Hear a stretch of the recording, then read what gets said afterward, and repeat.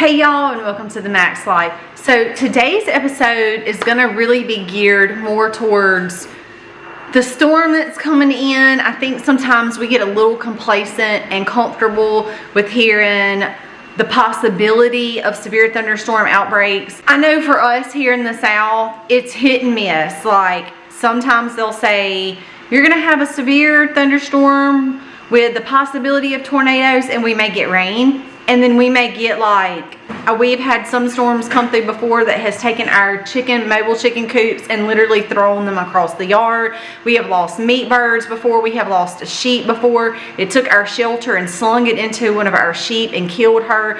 It actually continued to throw the shelter all the way into the woods. So believe me, we've had our fair share of wind damage here on the farm, but I really wanted to talk about 5 things that I feel like sometimes people don't think about when they're getting ready for the storm. I feel like most people have an idea of going out, filling up gas, getting gas for generators, maybe getting bread or toilet paper, deli ham, a couple of things like that. But I want to really bring up some points that I think from the survival mode is just wise to have on hand and ready, because if you do have, say, a tornado that comes through that rips some of your roof off, the majority of the structure of your house is okay, but say half of your roof gets ripped off. So let's talk about some things that which Lord forbid that doesn't happen, but we all know if it hasn't happened to us before, we have family members that it has happened to. So let's talk about a couple of things that I feel like will help us that most people don't think about.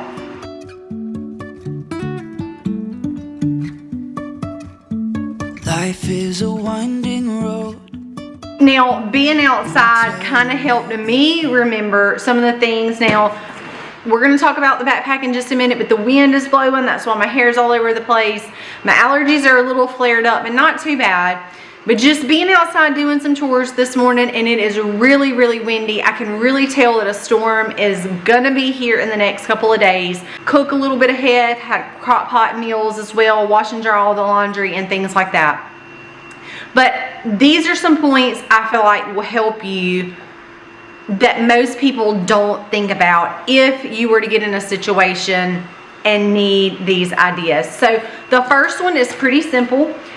Y'all get a backpack ready with just some common things, whether it's your medicines, I know a lot of people take daily medicines, your ID, some cash, shoes. We're going to get into more of that stuff in just a minute, but just have a backpack. Have a backpack and get it ready. That would be your step number 1, is grab and go bag. If something were to happen and you couldn't stay in your home, maybe a change of clothes, something like that, where you could, if you had to leave, you could grab your bag and go. Now, this is ours. It is loaded. It's actually way too heavy for me to pick up with one hand. There are just several different things. There are actually 2 containers hooked to this backpack with all kinds of stuff clipped to the outside. So you can get creative there and think about some things that's most important for you that you would need to have in a backpack. But here's the thing. Usually when storms come, it's raining, right? Whether the wind is blowing or it's lightning and thundering, it's usually absolutely flooding. Your cell phone, for example, if you have to run from your home to the car or wherever you're going and it is flooding, y'all, the easiest way is to drop your things down. If you look at the radar, or you're looking at the radar and they're saying, hey, there's warnings for you, take cover, take shelter. We hear that a lot.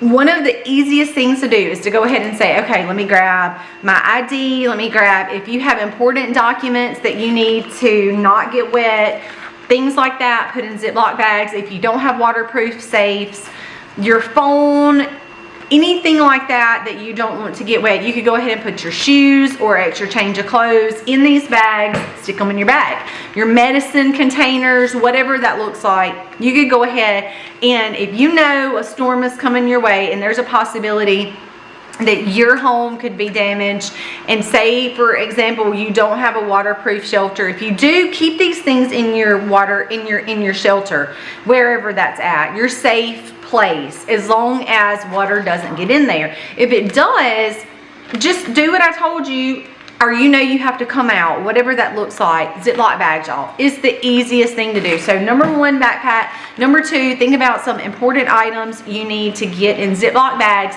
to keep, like your cell phone. These things, I don't really like them particularly, but you have to have them, and they are not cheap. Y'all, drop it down in a bag, put it down in your backpack. Here is another really simple thing that you could put in your backpack. I think a lot of times some people forget about. If you have your backpack, you're in your safe place, whether it's a closet, the bathtub, the bathroom, whatever that looks like. A really, really, really simple thing to do in your backpack is stick a whistle. I would hate to say a flare gun, but I mean, I suppose it could work. A whistle would be a great option if you have rescuers that are coming out, going out, searching through debris, and you hear them, sirens or whatever. An easy way for them to be able to find you is have a whistle. So you could very easily stick a whistle, a flare gun, whatever that is. Obviously you wouldn't want to shoot a flare gun unless you could get outside, but say you were trapped with something on your legs. If you had your backpack near you, in your safe room with you, beside you, at least you could get that out and alert people that were search and rescue. It will help them find you easier if you can blow whistles that are any type of alarms that can sound for a long distance, that will travel further than just yelling or your voice, anything like that. Get and stick in your bag. It will come in so much handy if you find yourself in a situation where you need to alert somebody to come find you. So the first step is to get a backpack. Be thinking about the things that are most important to you.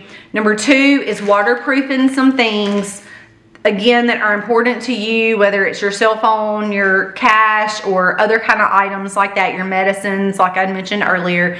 Number three is some type of whistle or alarm where if you had to be able to use that, you could. So that would be number three. Number four, again, I think this is something that is so easy but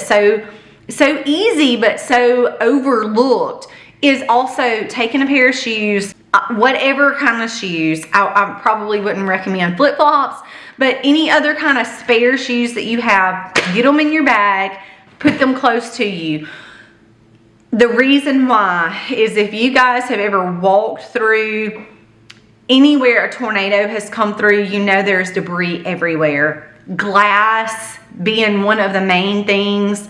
Tin, there are all kinds of things that can cut you. You don't want to find yourself in a situation walking through all of that, especially all the glass, and be barefooted. So I feel like that is something that is so easily missed, but it's actually very smart. Have appropriate footwear in your bag. Keep your bag close to you in your safe place. I think this will alleviate a lot of issues, which, like I said, Lord forbid this ever happen to our home, our family, friends, you guys. We don't want these things to happen, but sometimes they do. So being prepared, thinking through them, and having things that will make your life easier. If you're in your home and something like this happens, I do wear shoes throughout my house because I have concrete floors, and by the end of the day my feet really hurt if I don't have on shoes through the day. So I typically have on shoes unless it's the middle of the night. And storms do come through Mississippi. It seems like almost always, 9 out of 10 times, it's gonna be after midnight. But if you already have your bag and you already have it prepped and ready, and you start getting these warnings and you can run to your safe place, you already have all of these things in your safe place ready to go. And here's something else that I feel like is probably, it's not real inexpensive, but it's not real expensive either. And here's something that I have found myself in the middle of storms coming through and I get a little antsy because, you know, we're sitting comfortably in our home watching Ryan Hall y'all on TV, and then all of a sudden it gets really bad. We may still have power, but we've lost connection to the TV because of the wind, the rain. We have a satellite hookup with Starlink to our TV, and if it gets really bad, y'all, we are going to lose service. Sometimes we even lose cell phone service. And then it puts you in a position where you don't know what's going on. So that is a little unnerving. I don't like when I get put in those situations. Or if you were to lose power, obviously you can't turn on the TV and know where the storm is at or what it's doing. So another fantastic thing to have on hand is a satellite phone. You know, we do have one. It is not currently in this bag right now because Aiden is out of state. So we sent that with Aiden. He does have a little backpack full of things that we sent with him and his girlfriend and their family, her mom and brother and sister and his wife.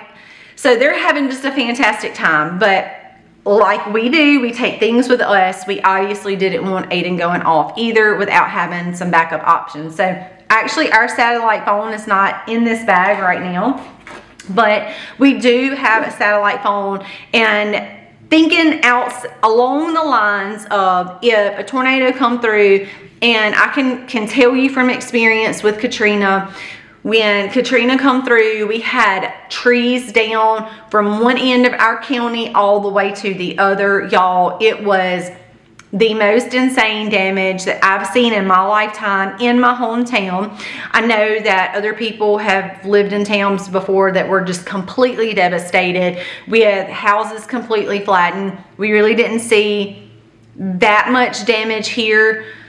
Very thankful and blessed for that. But when you talk about towers going down and there's no cell service and you need a way to get in touch with other people that maybe live in other areas that do have towers up, you can still use that phone to contact other people by using satellite service. So that is a wonderful way to be able to contact somebody, communication if your phone goes out. But I also want to talk about backup radios.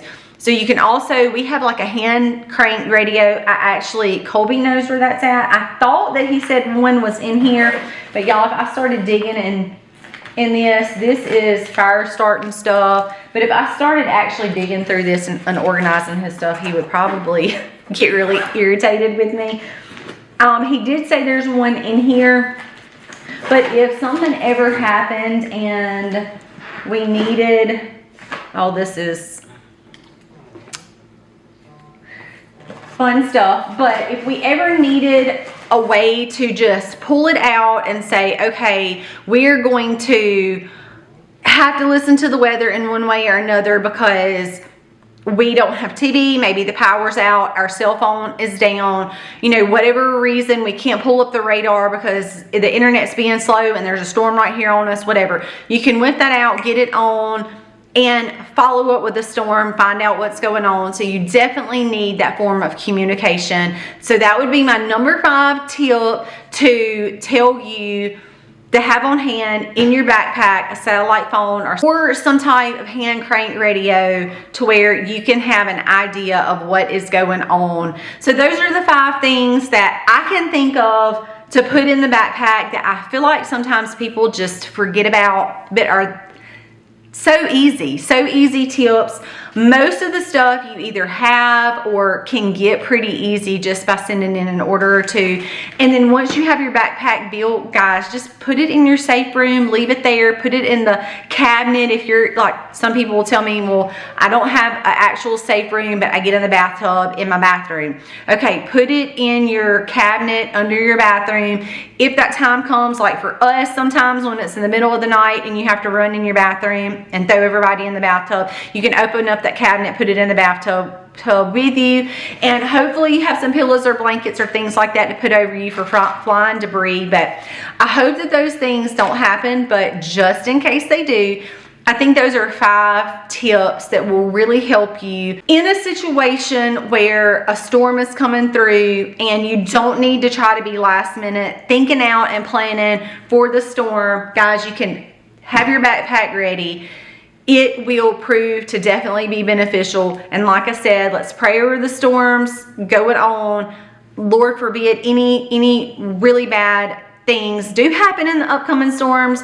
But usually when Ryan Hall, y'all, says these are going to be really bad, people pay attention, people pray, but people get ready. God did give us common sense for a reason. So I hope these tips helped y'all.